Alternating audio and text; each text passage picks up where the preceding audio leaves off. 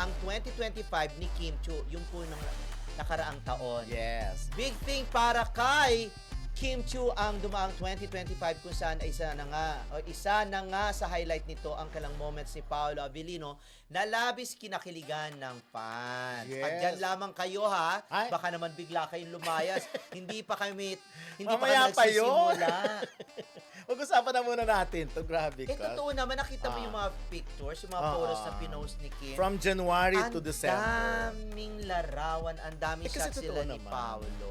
Totoo naman na naging part talaga ng buhay niya ng 2025. Hindi, talagang part talaga ng buhay niya, si Paolo. Pero ang pinagdedebatehan doon ay yung December. Kasi nga yung December, pa-post nga yung December, ay, di ba? Kasi may dagat. May dagat. Pero yung may view na parang abroad. Na nagyayelo. Oo. So, alin doon ang totoo? Siguro yung dagat, itong December. Oo. Tapos, Pwedeng December naman lahat. pwedeng December. Hindi, pwedeng bago mag-Christmas.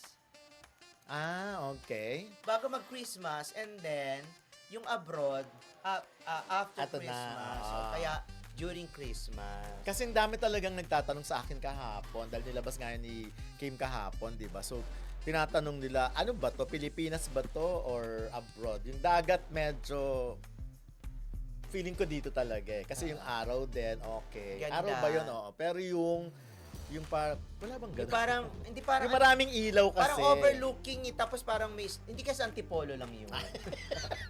O kaya sa Tagaytay. Baka naman sa Tagaytay lang. Tapos, Hindi, iniisip ko nga, baka naman meron din. tingnan niya natin yung photos na yon. Oo nga, yung pang December lang. Kasi sinum ko kung merong mga yelo sa ibabaw ng dun sa overlooking na yon, para meron ako nakita. Talaga, yung mountain doon. Yung mountain. Ako tingin ko kasi puro ilaw, napakarami.